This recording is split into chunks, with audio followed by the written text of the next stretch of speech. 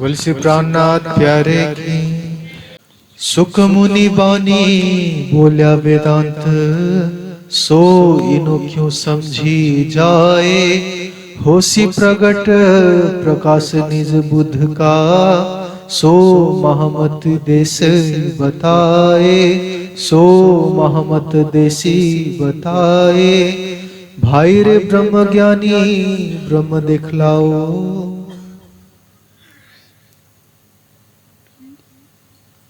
प्राणेश्वर अक्षरातीत ने इस कीर्तन ग्रंथ में दर्शाया है कि परमात्मा कहाँ है। जब से यह सृष्टि पैदा हुई है, हर मनुष्य यह जानना चाहता है कि परमात्मा कहाँ है।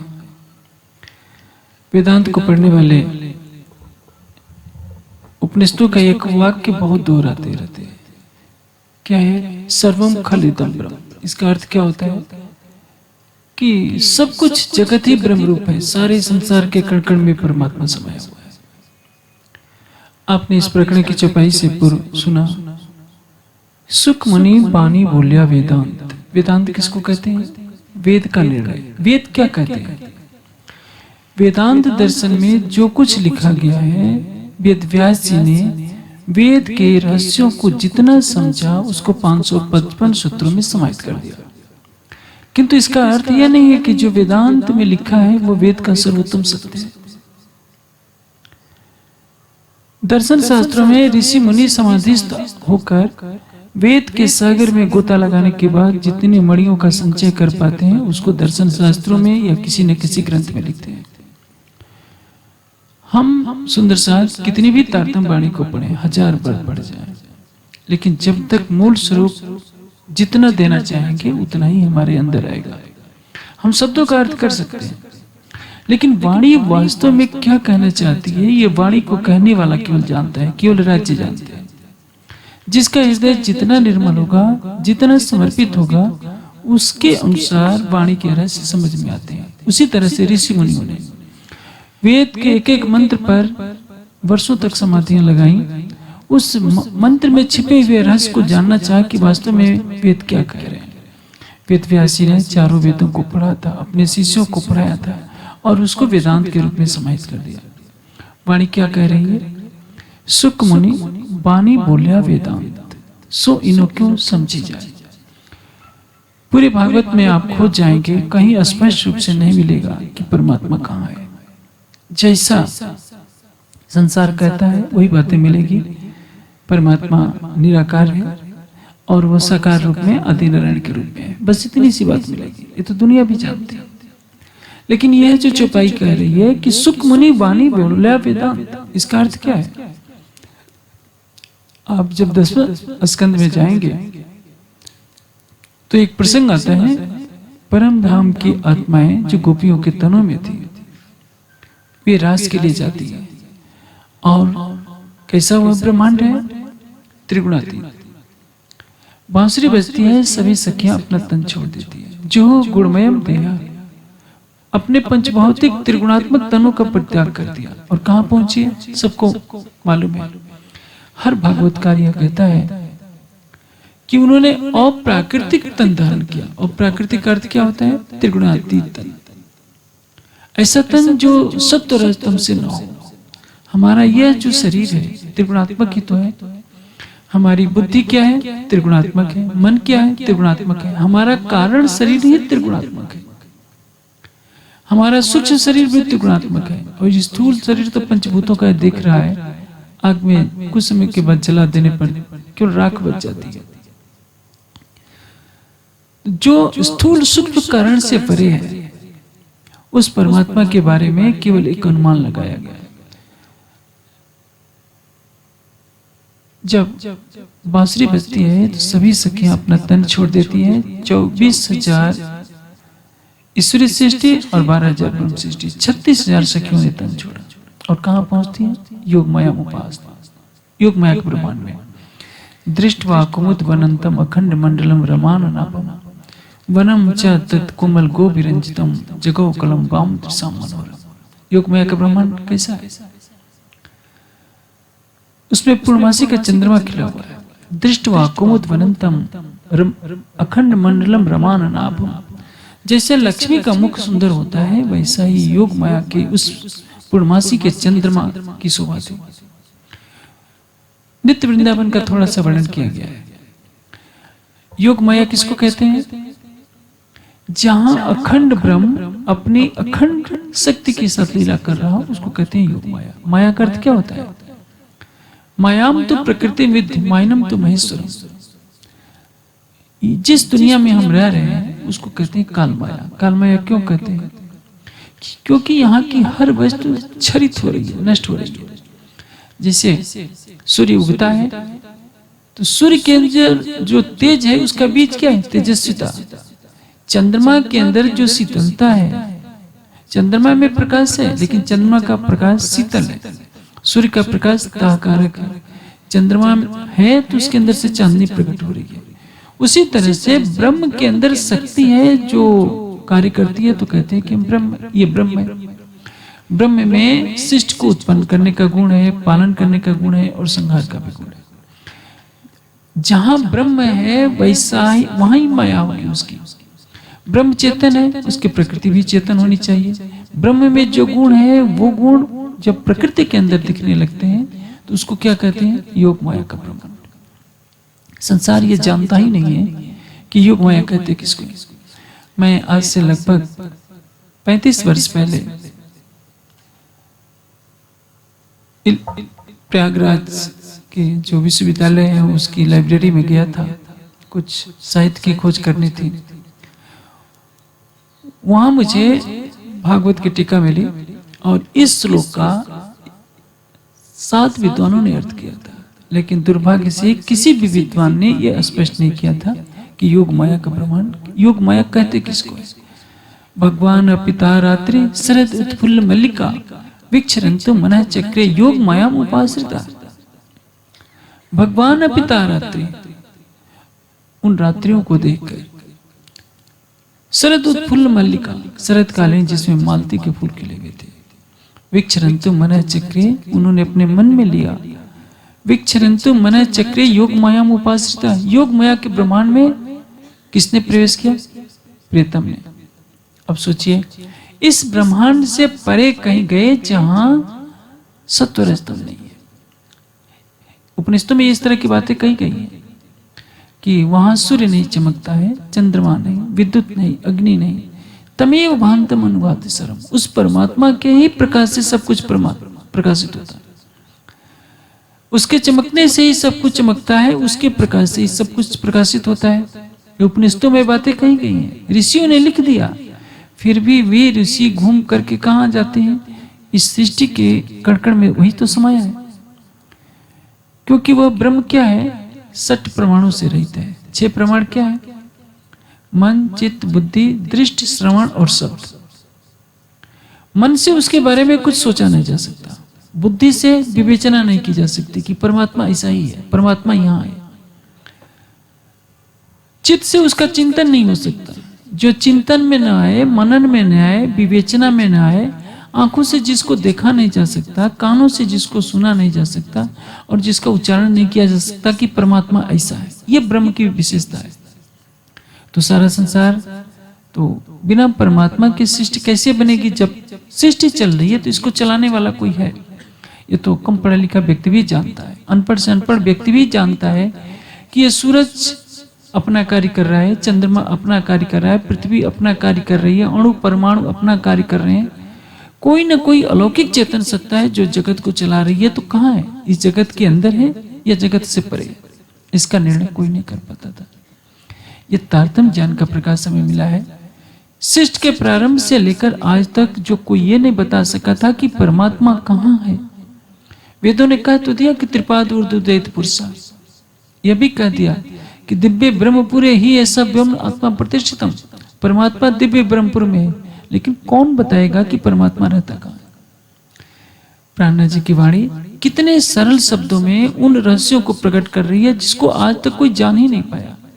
हम सुंदर साथ जब हिंदी भाषा में, हिंदुस्तानी भाषा में वाणी की चौपाइयों को देखते हैं तो हमें भी खुद विश्वास नहीं होता कि वाणी में क्या है। अब देखिए, कोई भागवतकार भागवत के श्लोकों को बढ़िया से गाने लगता है। तो जानते हैं एक हफ्ते भागवत सुनाने की फीस आजकल कितनी है? कोई 20 लाख, कोई 25 लाख, वो भी सिफारिश करने के बाद। और यदि कोई इसकी व्याख्या करता है, भाई रे ब्रह्म ज्ञानी ब्रह्म दिखलाओ, हम सुंदर साध को भी विश्वास नहीं है कि चारों वेदों के विद्वान जिस रहस्य को नहीं समझ सके, सृष्टि को बनाने वाला नारायण जिस रहस्य को नहीं समझ सका, वो वाणी कितने सरल तरीके से बता रही है कि अभी भागवतकार ये नहीं बता पाते कि जब सखियों ने शरीर छोड़ा तो उनका दाह संस्कार क्यों नहीं हुआ। आखिर घर वाले देखिए, तामसी ने तो शरीर तुरंत छोड़ दिया, राशि ने श्रृंगार किया, और स्वांसियों ने सोचा कि हम घर से बाहर निकलेंगे तो लोग देखेंगे, क्या कहेंगे। देर कर दी। घर वाले सोचते हैं कि ये आज गोपियों को क्या हो गया है कि सब भागी जा रही है और शरीर छोड़ती जा रही है। उन्होंने सोचा कि कहीं हमारी भी गोपियां घरों से बाहर निकलकर शरीर न छोड़ जाए। उन्होंने घर के दरवाजे बंद कर दिए। अंदर विरह की आ गए, और वह विरह विवश कर रहा है कि सखियों को शरीर छोड़ दें। शरीर तो छोड़ गया, लेकिन जब घर वालों ने ताले बंद कर दिए, कुंडी लगा दी, तो कभी तो खोल करके देखा होगा कि मरी है कि जिंदा है। 36,000 तन छोड़ती है, लेकिन भागवत में दाह संस्कार का कहीं वर्णन नहीं आता। सीधे लिखा है कि जो गुणमयम देहा, अपने त्रिगुणात्मक तन का परित्याग कर दिया। और आगे रासलीला के समय, रासलीला के पश्चात के वर्णन में लिखा क्या रहता है कि सभी गोपों ने देखा कि हमारी तो गोपियां हमारे बगल में सो रही हैं। आज तक कोई भी भागवतकार इस प्रश्न का उत्तर नहीं दे पाता कि एक बार तो तुमने सबको समाप्त कर दिया और दूसरी बार करे कि उनके साथ सो रही हैं, तो क्या मर करके जिंदा हो गई। इस त्रिगुणात्मक ब्रह्मांड से परे उस अखंड धाम में जाती हैं जहां अक्षर की लीला का ब्रह्मांड है, जहां अखंड अक्षर अपनी अखंड प्रकृति के साथ लीला कर रहा है। सुखदेव जी ने संकेतों में बता दिया है। सुख मुनि बानी बोलिया वेदांत, सो इनो क्यों समझी जाए। जहां अभी देखिए रात का समय है, यदि मैं कहूं कि देखो इस रात के कड़कड़ में सूरज छिपा हुआ है, आप कहेंगे कि दिखाई तो दे नहीं रहा है। मैं कहूं कि सूक्ष्म से सूक्ष्म है, इससे तो दिखाई नहीं दे रहा है, सूरज है। सारे विद्वान, चारों वेदों के विद्वान होंगे, वेदांत दर्शन के एक एक सूत्र को जो रट्टा लगाए हैं, जीवन भर वेद पढ़ेंगे, वेदांत पढ़ेंगे, उपनिषद पढ़ेंगे, दर्शन की झिक में फंसे रहेंगे, सारे कुरान पढ़ डालेंगे, बाइबल पढ़ डालेंगे, लेकिन फिर भी क्या कहेंगे, ये दुनिया ब्रह्म में है और ब्रह्म दुनिया में है। सूरज अंधेरे में व्यापक हो रहा है, और अंधेरे के और सूरज के अंदर अंधेरा है, और अंधेरा किस में है, सूरज में है। ये संसार का ज्ञान है। उसी विषय पर एक कीर्तन का प्रकरण है कि भाई रे ब्रह्म ज्ञानी ब्रह्म दिखलाओ, तो तुम भाई रे ब्रह्म ज्ञानी ब्रह्म दिखलाओ, तुम सकल में साईं देखिया, ए संसार सकल है सुपना, तो तुम पार ब्रह्म क्यों देखिया। बड़े बड़े वेदांती जो इस सृष्टि के कण कण में उस परमात्मा की खोज करते करते थक गए। देखिए, आप और हम सुंदर साथ तो कुछ पढ़ लेंगे, थोड़ा बहुत किसी के मुख से सुन लेंगे, तो कह देते कि हाँ परमात्मा यहाँ है, परमात्मा यहाँ है। राजकुमार सिद्धार्थ 6 वर्ष तक कठोर साधना में लग जाते हैं, उसके बाद भी उनको सत्य का बोध नहीं होता। उसके पश्चात 7 दिन 7 रात लगातार समाधि में बैठे रहते हैं, उठते भी नहीं। बिजली चमकती है, गरजती है, भयानक नाग आकर उनके शरीर से ऊपर लिपट जाता है, लेकिन बुद्ध की साधना समाधि नहीं टूटती है। और उसके बाद भी जो ज्ञान प्राप्त हुआ, जानते हैं क्या हुआ, सब कुछ शून्य है। तृष्णाओं को समाप्त कर दो, सम्यक समाधि के द्वारा निर्विष समाधि में पहुंच जाओ, तो तुम्हें पता चलेगा कि सारी सृष्टि उस महाशून्य में लीन हो रही है, इसके आगे कुछ नहीं। रामकृष्ण परमहंस ने विवेकानंद को जिस समाधि का अनुभव कराया था, वो अक्षर के दर्शन का वर्णन नहीं है। विवेकानंद क्या कहते हैं, मैं ऐसा देख रहा था कि सारा कक्ष जो है तेजी से घूम रहा है, और ये सारा ब्रह्मांड एक महाशून्य में लीन हो रहा है। उस दृश्य को देखकर मैं कांप उठा। विवेकानंद को कहाँ का अनुभव हुआ कि महाशून्य में संसार कैसे लय होता है। महाशून्य का दृश्य विवेकानंद ने देखा, महाशून्य का दृश्य समाधि में रामकृष्ण परमहंस ने देखा, और वही दृश्य गौतम बुद्ध देखते हैं, वही दृश्य महावीर स्वामी देखते हैं। शून्य के परे क्या है ये कोई नहीं जानता। देखिए, दूध में शक्कर घोल दी जाए तो शक्कर तो आंखों से दिखाई नहीं देती, तो क्या कहेंगे कि इस दूध में शक्कर है ही नहीं। जब चखेंगे तो पता चलेगा कि हाँ शक्कर तो है। ये 5 तत्वों में आकाश सबसे सूक्ष्म है। हवा जब चलती है, शरीर से स्पर्श होती है तो हम कह देते हैं कि हवा है। जल को आंखों से देखते हैं, अग्नि को देखते हैं, पृथ्वी को देखते हैं, लेकिन आकाश को नहीं देखते। आकाश का गुण है शब्द। जब शब्द की अनुभूति होती है तो हम मानते हैं कि हाँ आकाश है। आकाश से भी सूक्ष्म क्या है? अहंकार। अहंकार से भी सूक्ष्म क्या है? महत्त्व। हमें जो मन चित्त बुद्धि अहंकार, ये 4 अंतःकरण मिले हैं जिससे हमारा जीव कार्य कर रहा है, यह किससे बने हैं? महत्त्व से। और महत्त्व से भी सूक्ष्म है कारण प्रकृति। कारण प्रकृति से भी जो सूक्ष्म परमात्मा है उसके बारे में कौन बताएगा? क्योंकि कारण प्रकृति महाशून्य है।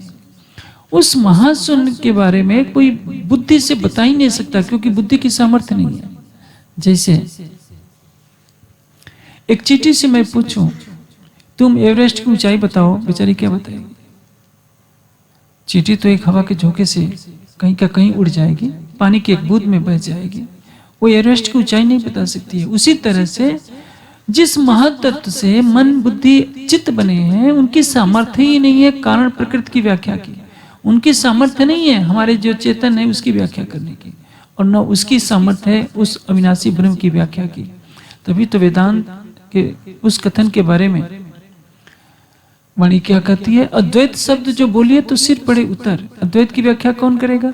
जिसका सिर न हो, जिसका अहम न हो, जिसने अपने अहम को सच्चिदानंद परब्रह्म के प्रेम में विलीन कर दिया, केवल वो बता सकता है कि परमात्मा कहाँ है। इसी प्रकरण में एक चौपाई आती है, सब दरवाजे खोजे कबीरे, बैकुंठ शून्य सब देखा, आखिर जाए कि प्रेम पुकारिया तब जाए पाया लिखा।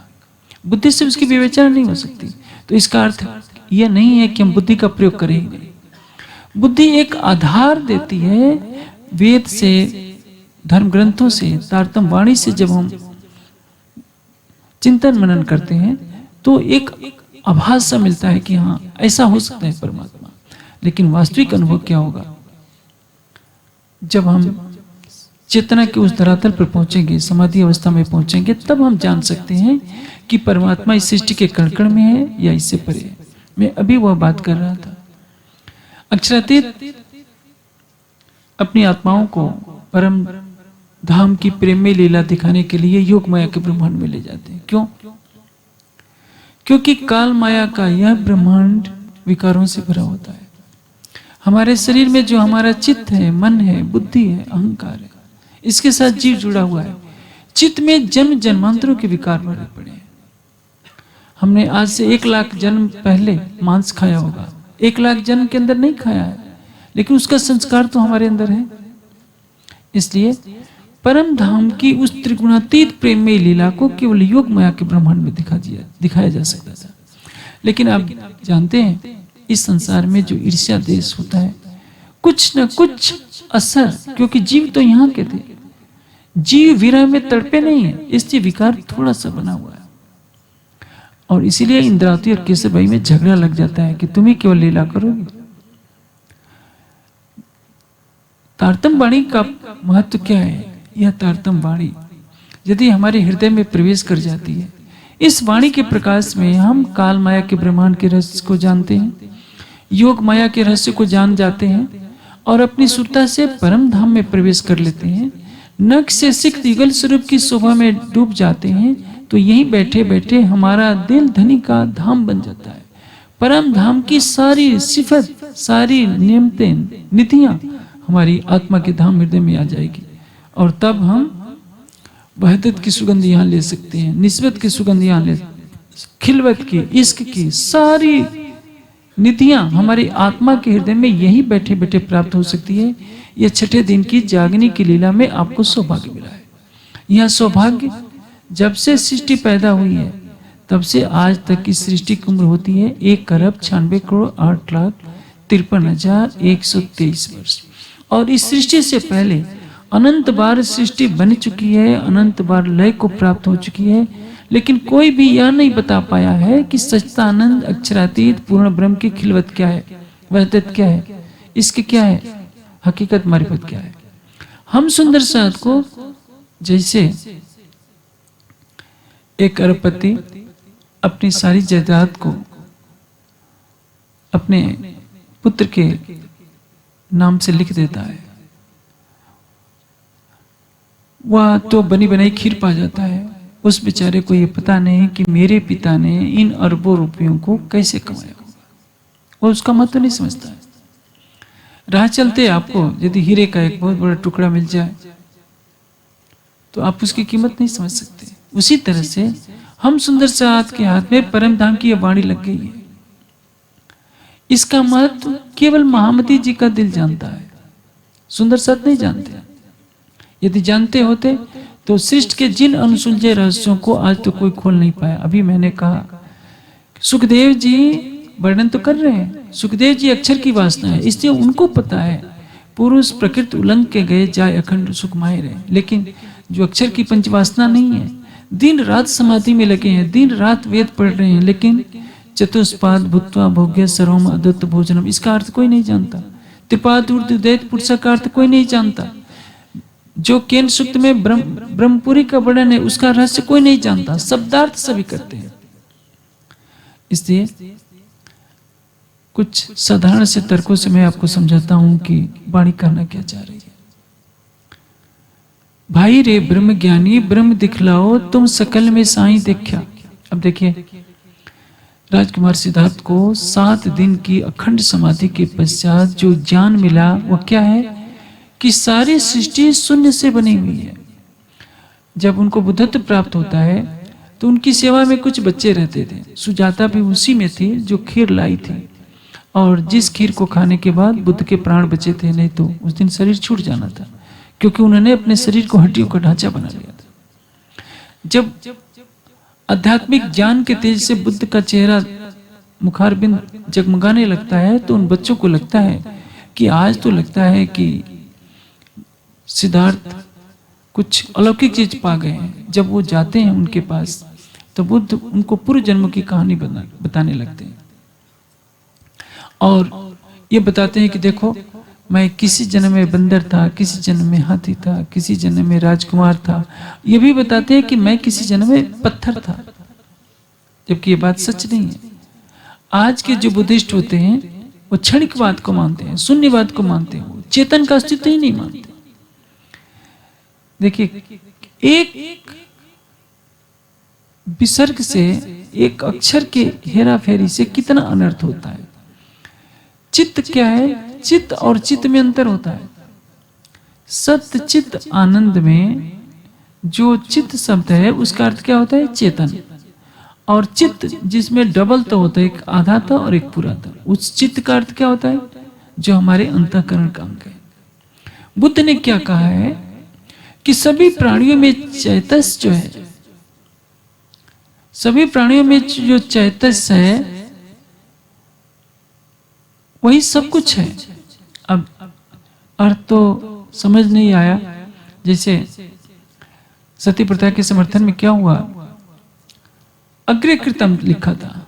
अग्रे कृतम को गौ के नीचे एक लकीर खींच देते तो ग्रह हो जाता है। अग्रे किनारे पर थोड़ा सा शून्य जैसा बना देंगे तो क्या होगा? अग्ने। अग्रे और अग्ने में क्या करना है? कुछ भी तो नहीं, एक काटना छाटना कुछ नहीं है, थोड़ा सा किनारे को चौड़ा कर देना है। तो पंडितों ने दिखा दिया, देखिए वेद में लिखा है कि जब पति मर जाए तो पत्नी को अग्निकृतम आग में जला देना चाहिए। ईश्वरचंद विद्यासागर ने कहा कि वेद ऐसा कह नहीं सकता, ये तो जालसाजी लगती है। तब उन्होंने शुद्ध पाठ मंगवाया और जज के सामने बोला कि देखिए इन लोगों ने जालसाजी की है, ये अग्निकृतम नहीं है, अग्रकृतम है। अग्रकृतम का तात्पर्य पत्नी को पति की संपत्ति का उत्तराधिकारी बना दिया जाए। सारा पति के सारे धन पर पत्नी का अधिकार होना चाहिए। वेद ये कह रहा है, वेद नहीं कह रहा है कि जो मरना भी नहीं चाहे जबरदस्ती उसको जला दो। तो यह जालसाजी होती है। चित्त बन गया चैतस, और उसका अर्थ क्या लगा लिया? चित्त। जैसे एक नदी का प्रवाह बहता रहता है, चित्त का प्रवाह चलता रहता है, और वही चित्त का प्रवाह पत्थर में आता है तो वो जीव बन जाता है। कितनी उल्टी व्याख्या है। बुद्ध कुछ कहना और चाहते हैं और उनके शिष्यों ने अर्थ अलग लगा लिया। इसलिए ऋषि मुनि जितने देखते हैं कि ये सूर्य अपने समय पर कार्य कर रहा है, चंद्रमा अपने समय पर कार्य कर रहा है, ऋतु अपने समय पर कार्य कर रही है, तो एक स्वाभाविक रूप से सबके अंदर धारणा बनती है कि परमात्मा तो है, सृष्टि के कण कण में समाया है। और इसी तरह से वेदांती क्या कहते हैं? सर्वम खलिदम ब्रह्म, अहम ब्रह्मास्मि तत्त्वमसि। मैं भी वही हूं, तुम भी वही हो, सारा जगत ही ब्रह्म रूप है। जैसे अभी मैंने आपको एक सरल सा दृष्टांत दिया। रात के अंधेरे के कण कण में आप पूरे भारत में घूम जाइए, कहीं सूरज दिखेगा? कभी कहीं नहीं दिखेगा। लेकिन दुनिया कह रही है कि नहीं, इसी रात के अंदर ही तो सूरज छिपा हुआ है। मैंने उदाहरण आपको थोड़ी देर पहले भी दिया था। एक दृष्टांत मैं आपको देता हूं। अभी गर्मी का मौसम आ गया है, आपको घड़े में पानी रखने की आवश्यकता होती है। घड़ा बनता किससे है? मिट्टी से। कुंभकार घड़ा बना दिया मिट्टी से। घड़ा बहुत सुंदर है। आप क्या कहते हैं कि इस घड़ा तो बहुत सुंदर है, इसको बनाने वाला भी बहुत सुंदर है, मैं इसको खोजना चाहता हूं। अब क्या करेंगे? घड़े को टुकड़े टुकड़े करेंगे, पीसेंगे, चलनी से छानेंगे, पानी में खौलाएंगे, तो घड़े को बनाने वाला निकल जाएगा क्या? दुनिया यही कर रही है, इस सृष्टि के कण कण में खोज रही है। घड़ा क्या है? कार्य रूप है। घड़ा बना किससे है? मिट्टी से। कारण प्रकृति से ये मायावी जगत बना है। निमित्त कारण कौन है? ब्रह्म। उपादान कारण कौन है? मिट्टी।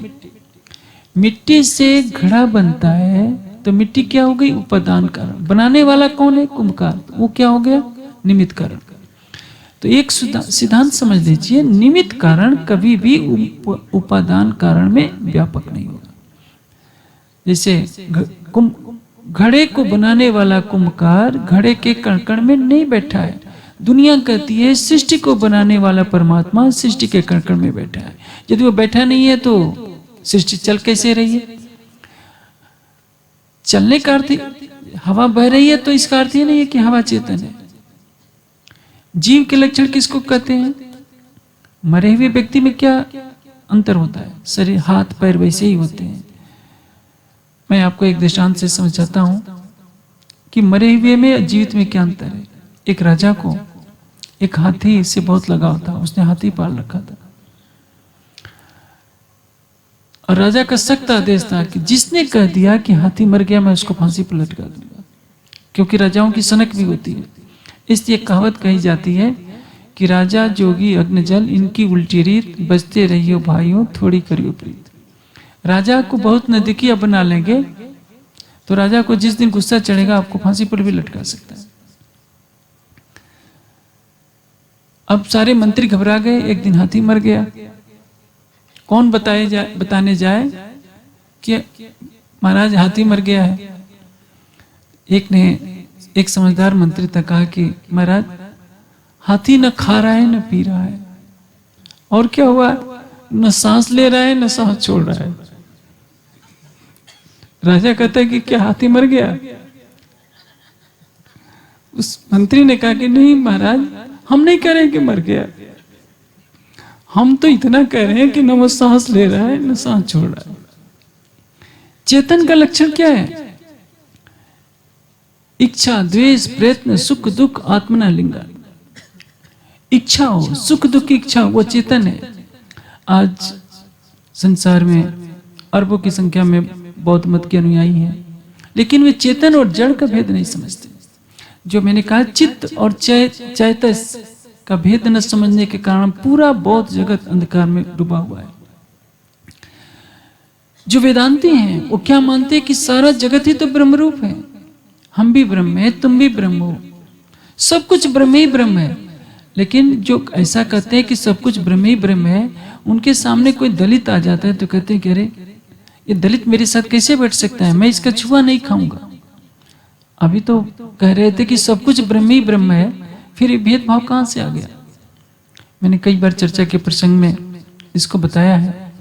आदि शंकराचार्य ने सबसे पहले वेदांत दर्शन की टीका की, उनकी देखा देखी निम्बार्क ने की, माधवाचार्य ने की, बल्भाचार्य ने भी की, रामानुज ने की। इन सभी आचार्यों ने वेदांत के 19 सूत्रों की व्याख्या की। एक एक सूत्र की व्याख्या में एक एक पेज भर दिए, ज्यादा से ज्यादा भर दिए, लेकिन कोई भी ये निर्णय नहीं कर पा रहा है कि परमात्मा कहाँ है। वेद ने कह दिया त्रिपाद उर्दैत पुरुषा, लेकिन उसकी व्याख्या कौन बताएगा कि त्रिपाद अमृत क्या है। आप तो सरल से चौपाई में रट लेते हैं, हद पार बेहद है, बेहद पार अक्षर, अक्षर पार वतन है, जागिए इन घर। आप तारतम पाठ करते हैं, कह देते हैं निराकार के पार थे, तीन पार के भी पार। आपके लिए बहुत सरल है, संसार के लिए सरल नहीं है, नारायण के लिए भी सरल नहीं है जो बता दे कि निराकार के पार थे, तीन पार के भी पार। पुरुष आप किसी भी धार्मिक स्थान में जाएंगे, प्रवाहियों के वहां पाठ चल रहे होंगे, शास्त्र शीर्षा पुरुषा सहस्त्र अक्षर, लेकिन इसका अर्थ उनको भी नहीं पता। शब्दों की व्याख्या कोई भी कर लेगा, लेकिन जो मैं कह रहा हूं परमात्मा कहाँ है, कैसा है, जब से सृष्टि पैदा हुई है आज तक कोई बता नहीं पाया। वेद ने एक सरल तरीके से, मैं आपको एक बहुत सरल तरीके से बता देता हूं। वेद ने कह दिया कि परमात्मा कहाँ है, आदित्य वर्ण तमस परस्ता, तमस के परे है, तमस में नहीं है, माया के अंधकार में नहीं है। दुनिया माया के अंधकार में परमात्मा को कण कण में खोज रही है, इसलिए संसार उसकी अनुभूति नहीं कर पा रहा है। सारी बातों को छोड़िए, आप में कितने लोग हैं जो नरक जाने की इच्छा करते हैं? कोई नहीं। किसी भी हिंदू से पूछिए कहां जाना चाहोगे, वो क्या कहेगा? स्वर्ग जाएंगे, वैकुंठ जाएंगे। कोई साकेत लोक कहेगा, कोई गोलोक कहेगा, कोई महाशून्य कहेगा। आप किसी से पूछिए कि नरक क्यों नहीं जाना चाहोगे, तुम वैकुंठ जमपुरी एक कर देखिए तब तो शास्त्र पुराण सब भान्या, सुखदेव व्यास के वचन बिना कौन कहे मैं जान्या। महामती जी की अमृतमयी वाणी बहुत सरल तरीकों से उस सत्य को समझाना चाहती है। तुम वैकुंठ जमपुरी एक कर देखिए, सब कुछ ब्रह्म ही ब्रह्म है, तो नरक को ब्रह्मपुरी क्यों नहीं मानते?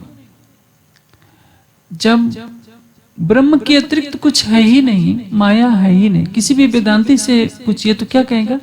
माया तो कल्पना है, माया है ही नहीं।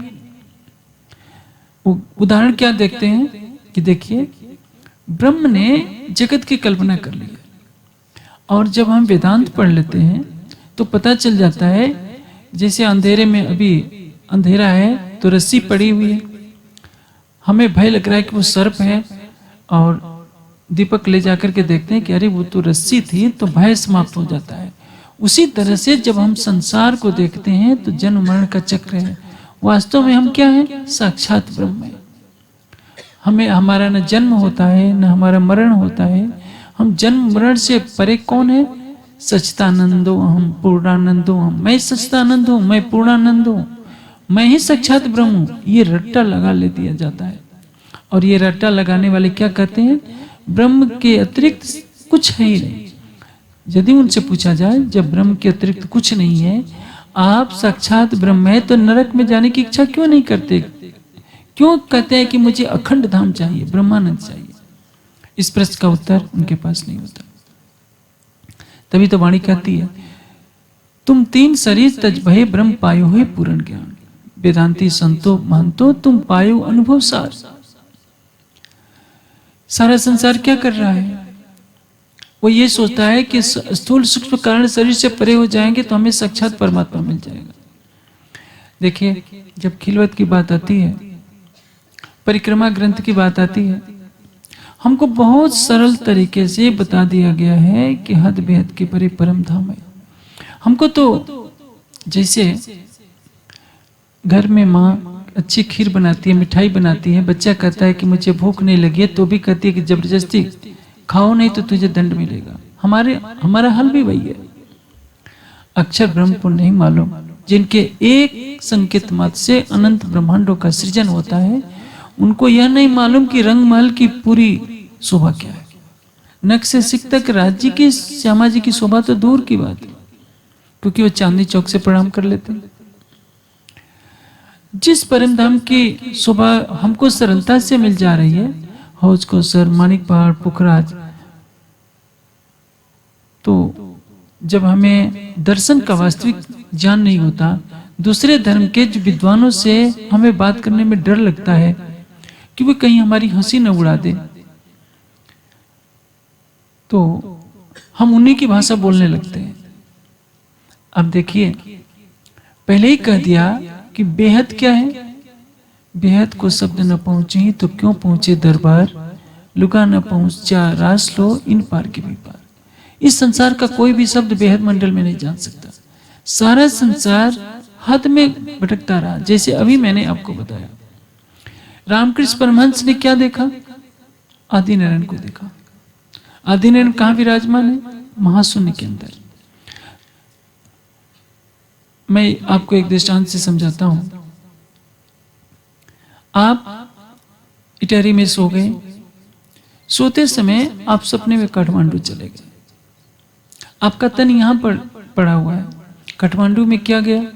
आपका मन। आपका मन सीधे नहीं गया, आपके मन की तरंगों ने आपका रूप धारण कर लिया।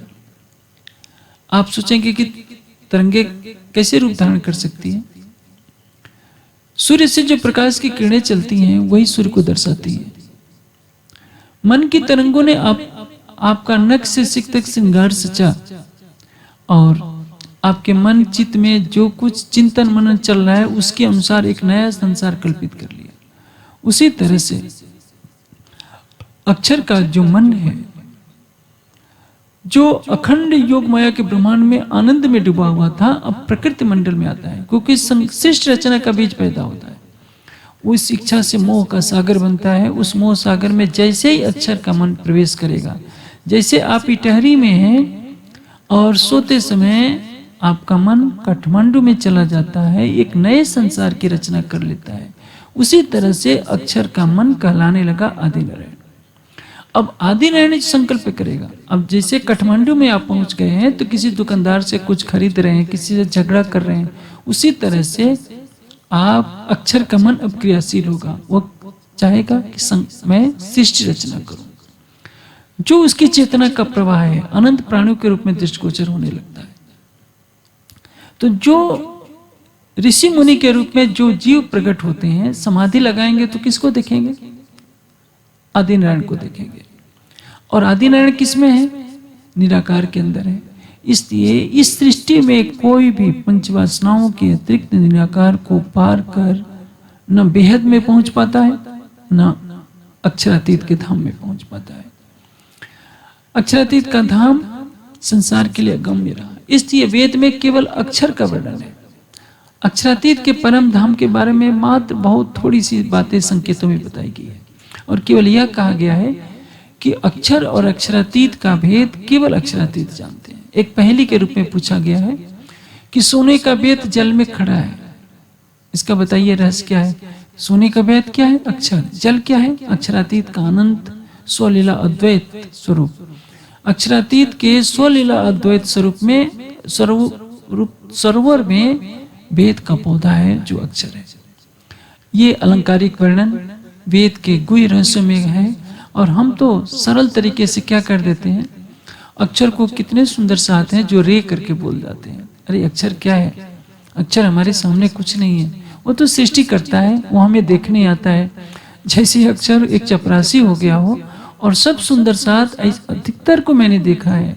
वाणी क्या कह रही है? इत और न दूजा कोई स्वरूप एक है लीला दोई।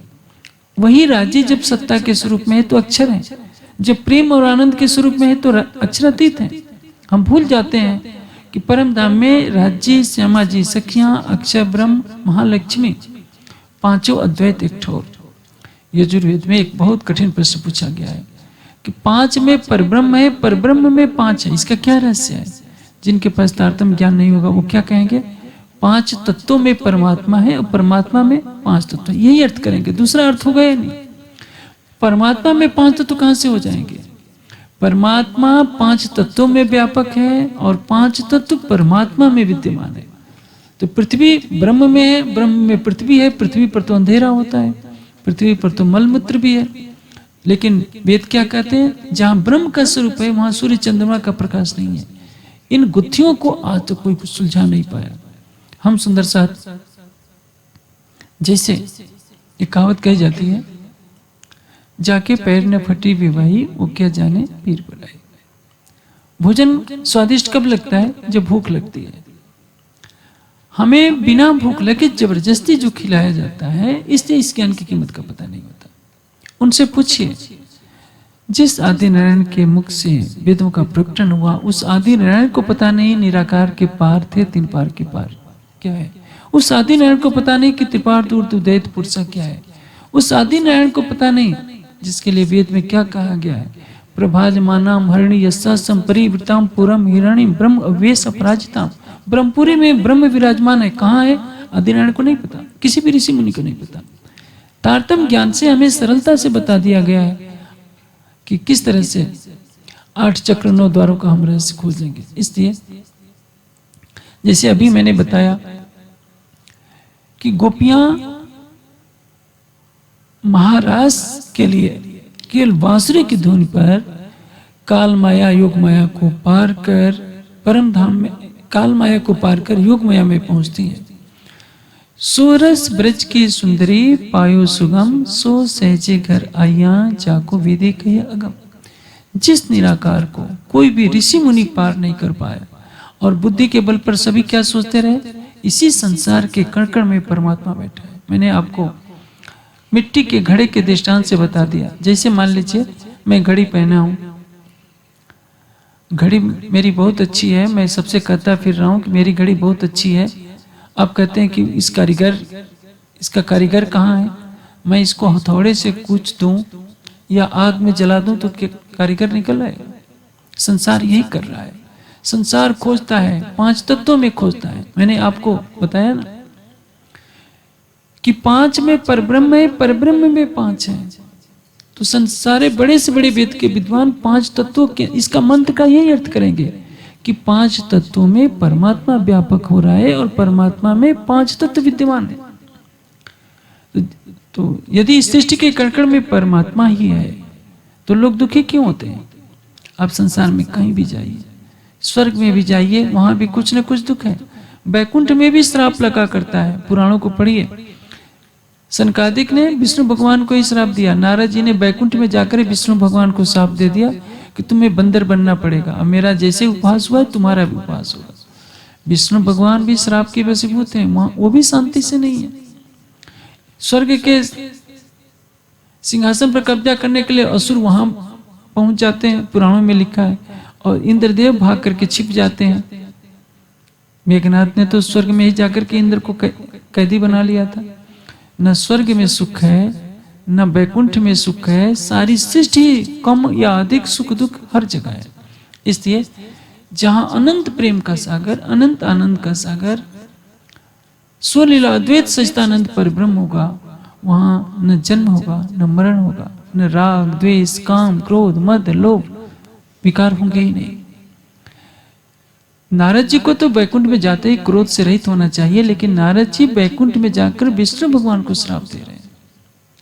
आप सोच सकते हैं जहां तक माया है, जहां तक प्रकृति है, सत्व रज तम का ब्रह्मांड है, वहां तक ब्रह्म नहीं है। इसलिए सरल सी बात संसार के लोगों को समझ में नहीं आई कि वेद तो कह रहा है कि आदित्य वर्ण तमसा परस्ता, तमस के परे है। श्री जी यही पूछ रहे हैं कि संसार के ब्रह्म ज्ञानी हो भाई रे, ब्रह्म ज्ञानी ब्रह्म दिखलाओ, तुम सकल में साई दिख्या। ये संसार सकल है सुपना, तो तुम पार ब्रह्म क्यों दिख्या? कैसे परमात्मा की तुम पहचान कर सकते हो? सत सुपने में क्यों करावे, सत साई है न्यारा। तुम पार ब्रह्म सो परिचय नहीं, तो क्यों उतरोगे पारा? जैसे मैंने आपको बताया, आप सपना देख रहे थे, इटहरी में बैठकर पहुंच गए हैं काठमांडू में। काठमांडू में आप यहाँ इटारी में रहकर काठमांडू को देख रहे हैं, मन के द्वारा काठमांडू पहुंच गए, लेकिन काठमांडू में इटारी नहीं। जैसे निद्रा टूटेगी आपका काठमांडू समाप्त हो जाएगा। इसलिए कह रहे हैं जो असल सत्य है, जो प्रतिबिंब है, वो वास्तविक नहीं होता। मैंने आपको दृष्टांत में देकर बताया है। एक बात और कहता हूं, आपका कद 5 फीट है, आप 6 फीट लंबे दर्पण के सामने खड़े हो जाइए। वो दर्पण में जो दिख रहा है आपका रूप दिख रहा है, वो स्वरूप नहीं है। आपको भूख लग सकती है, दर्पण में दिखने वाले को भूख नहीं लगेगी। आपने कल कीर्तन सुना था, हो मेरी वासना तुम चलो अगम के पार, अगम पार अपार पार ताहाँ है तेरा करार। इसमें एक बहुत महत्वपूर्ण चौपाई आती है, तो कहा देखे इन खेल में, ये तो पड़े हो सब प्रतिबिंब, ये तो पड़े हो सब प्रतिबिंब। यहाँ आदि नारायण भी प्रतिबिंब है, हमारा जीव भी आदि नारायण की चेतना का प्रतिबिंब है। आदि नारायण किसका प्रतिबिंब है? अक्षर के मन अव्याकृत का प्रतिबिंब है। उसके मन के संकल्प से ये मायावी कारण प्रकृति पैदा हुई है, जिसको महामाया कहते हैं। इसके परे है योग माया का ब्रह्मांड, जहां अक्षरातीत अपनी आत्माओं को रास कराने के लिए ले जाते हैं। इन सपने में सब कोई भूलिया, किन्हू न देखा पार। ये स्वप्न है। जैसे जब तक आपको नींद आई रहती है, आप सपना देखते रहते हैं। आपका तन यहाँ पर पड़ा है, आप स्वयं को काठमांडू में देख रहे हैं। जब तक आपको उठाया नहीं जाएगा, तब तक आपके मन में काठमांडू बसा रहेगा। इसी तरह से जब तक निद्रा है, तब तक ये सृष्टि है। जब तक आदि नारायण की नींद है, तब तक सृष्टि का अस्तित्व रहेगा। जिस क्षण पता चलेगा आदि नारायण को कि इस निराकार के परे है ब्रह्म, उसी क्षण प्रलय हो जाना है, क्योंकि आदि नारायण की नींद टूटती है। जब आदि नारायण को सृष्टि के रहस्य का पता नहीं चल सकता, आदि नारायण निराकार से परे की बात नहीं जान सकते, तो संसार में कोई भी नहीं जान सकता। तो संसार क्या समझेगा?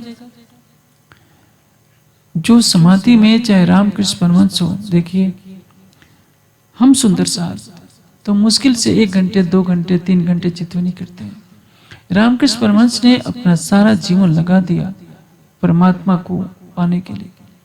जब वो रात्रि के समय सोने लगते थे, तो इस भाव से पूरी रात बैठे बैठे ध्यान में लगा देते थे कि मुझे आज परमात्मा का दर्शन हो जाए। सवेरा जब होने लगता था तो कहते थे कि हे परमात्मा, तेरे दीदार के बिना ये रात बीत गई।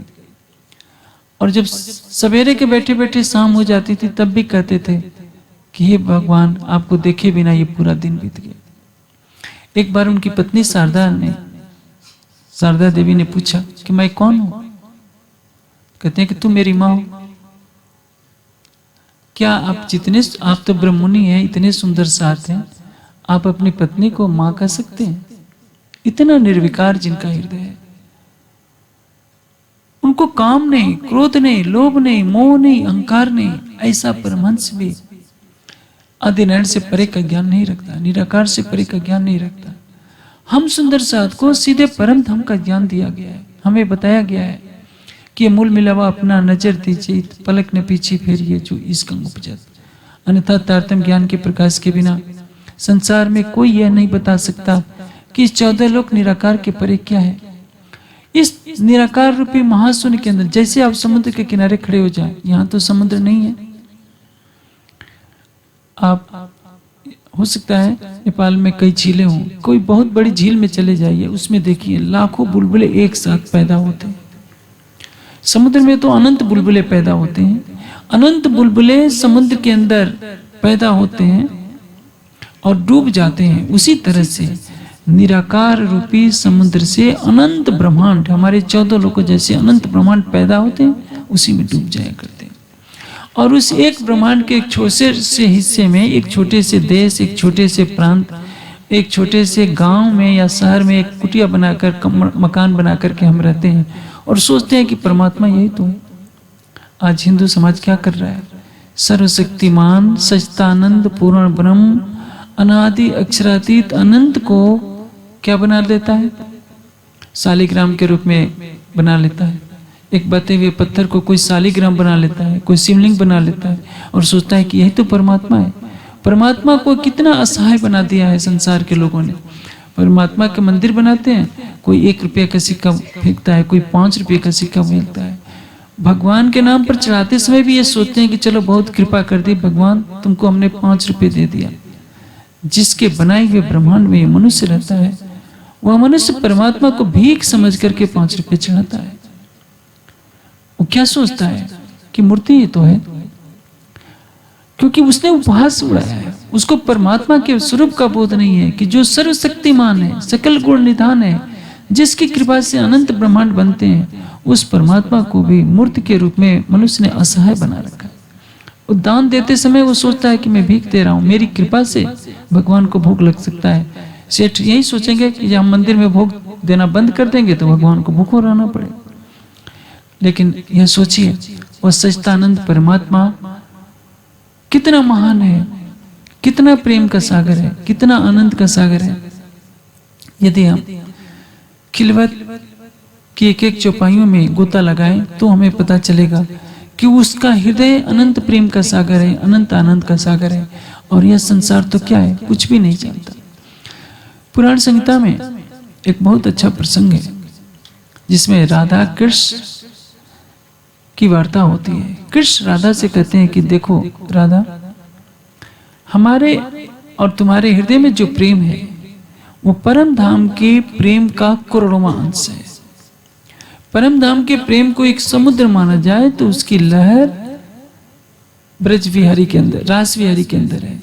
रास के प्रेम और आनंद को समुद्र माना जाए तो उसकी एक लहर ब्रज में है। ब्रज के अंदर जो प्रेम और आनंद है उसकी एक लहर अव्याकृत में है, और अव्याकृत को प्रेम और आनंद का सागर माना जाए तो उसकी एक लहर निराकार में है।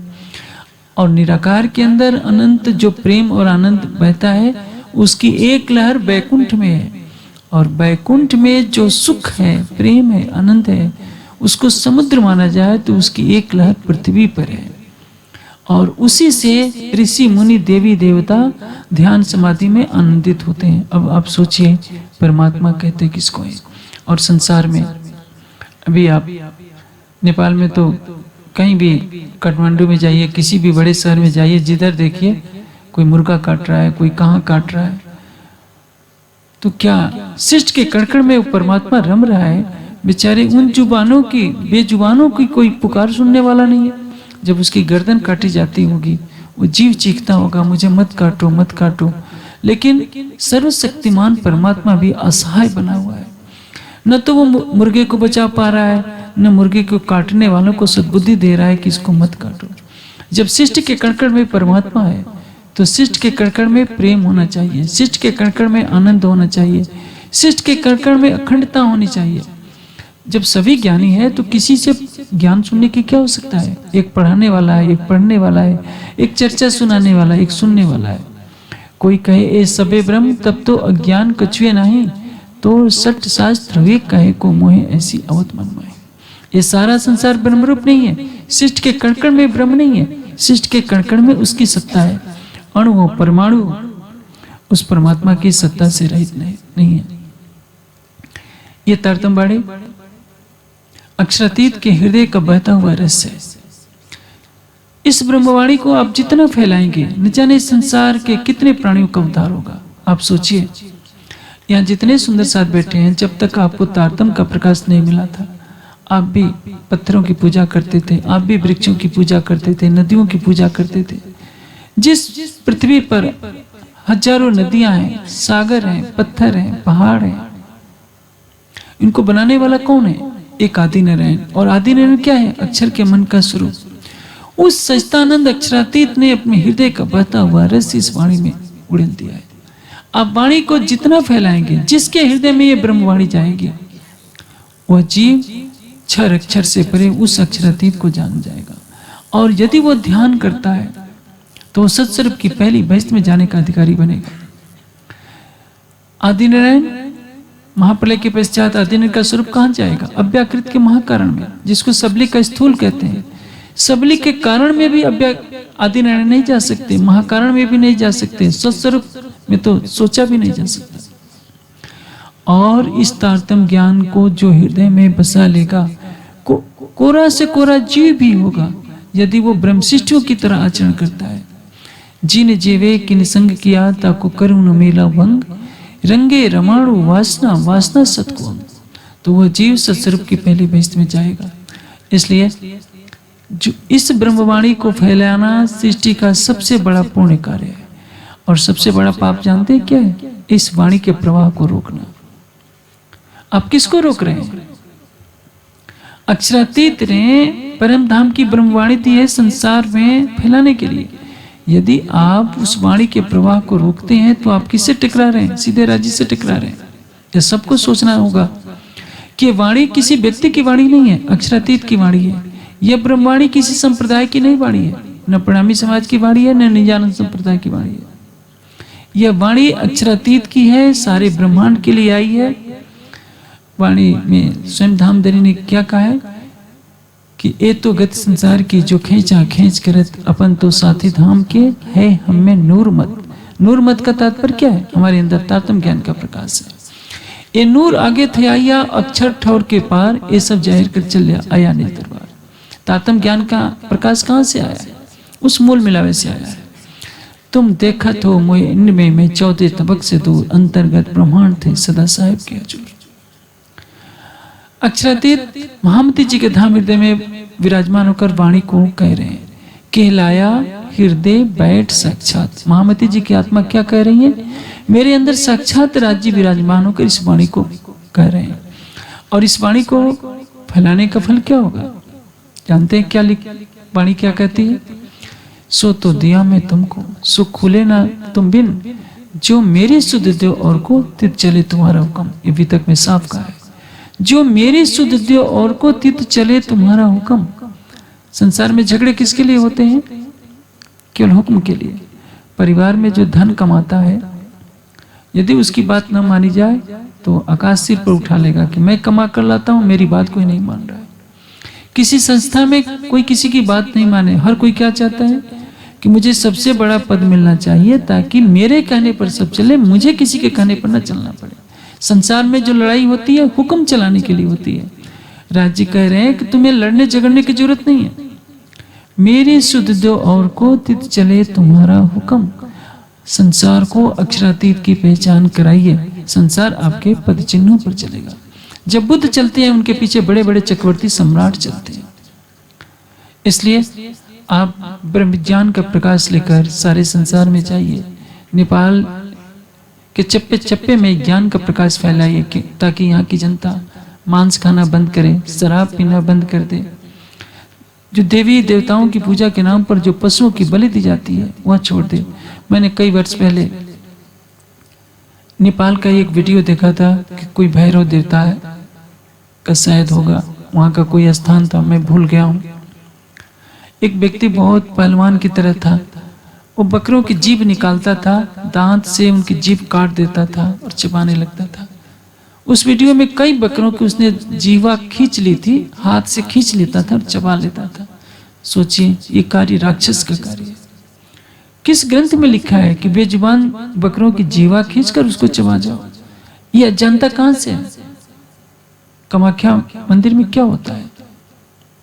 खून की नाली जहां बहती हो, तो क्या जगत माता का वो मंदिर है जिसमें खून की नाली बहे? पशु पक्षियों को बेजुबान उनका क्या दोष है? उसको ले जाकर काट देते हैं कि जगत माता हमारी खुश हो जाएगी। गड़ी माई का मंदिर है, एक हजार में नहीं लाखों में वो भैंसे करते हैं, उनका मांस सड़ता रहता है। ये धर्म के नाम पर होने वाला अत्याचार है। इससे समाज को जगना होगा। ज्ञान के प्रकाश की आवश्यकता है। आप भोजन करते समय को अपने कक्ष में कोमल बिस्तर पर जाने से पहले एक बार जरूर सोचिए कि इस अज्ञानता के अंधकार में भटकती हुई मानव जाति को राह कौन दिखाएगा। ज्ञान का प्रकाश फैलना चाहिए। शिष्ट के कड़कड़ में यदि उसकी सत्ता है, यदि उस सच्चिदानंद परमात्मा के आदेश से इस शिष्ट का प्रकटन हुआ है, तो इस शिष्ट के किसी भी प्राणी में अज्ञानता का अंधकार है तो इसके लिए दोषी हमें होना पड़ेगा। इसलिए मैं सब सुंदर साथ से आग्रह करता हूं कि एक मंत्र याद कीजिए। मंत्र का तो बहुत झगड़ा है। मंत्र कहता है मननात् मंत्र, जिसका मनन किया जाए वो मंत्र है। सतहस समाहर सहस तहस संकेत, 100 हाथों से बटोरिए, 1000 हाथों से लुटाइए। आपके पास जो भी ज्ञान है उसको संसार में फैलाइए, छिपा कर ना रखिए। जितना आप प्रचारित करेंगे उतना ही ज्ञान बढ़ेगा, और जितना छिपाएंगे उतना ही ज्ञान नष्ट होगा। इसलिए जो तारतम्य वाणी का प्रकाश केवल मंदिरों की चार दीवारी में रखना चाहते हैं, चार दीवारी के अंदर भी ज्ञान का प्रकाश नहीं हुआ। सबसे दुखद तो बात यह है कि 400 मंदिर हैं, लगभग 400 मंदिरों में मुझे नहीं लगता कि 50 मंदिरों में भी नियमित रूप से वाणी की चर्चा होती होगी। इसलिए हर व्यक्ति वाणी का प्रकाश लेकर खड़ा हो। और नेपाल के सभी जनमानस से कहता हूँ, जिसके पास 2 बच्चे हों, एक बच्चे को ज्ञानपीठ भेजिए, आपको विद्वान बनकर के वो बच्चा मिलेगा, विद्वान बनेगा, पूरे नेपाल में, पूरे भारत में, पूरे संसार में वाणी को फैलाने का दृढ़ संकल्प लेकर के चलेगा।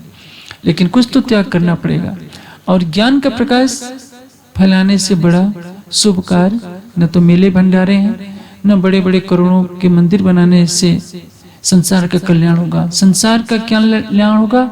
हर हृदय को मंदिर बना दीजिए, उस हर दिल में राज्य को बसा दीजिए। मंदिर बनाने में तो कुछ सोना लगता है, कुछ ईंट पत्थर लगते हैं, कुछ टाइलें लगती हैं। राज्य ने तो बना बनाया हमारा दिल रूपी मंदिर दिया है, बस वाणी के ज्ञान के प्रकाश से उसको निर्मल कर देना है, और ध्यान के द्वारा साक्षात राज्य को कहना है, अर्ज तुम्हारा मेरा दिल है, इताई करो आराम, सेज बिछाई रुच रुच के, यही तुम्हारा विश्राम।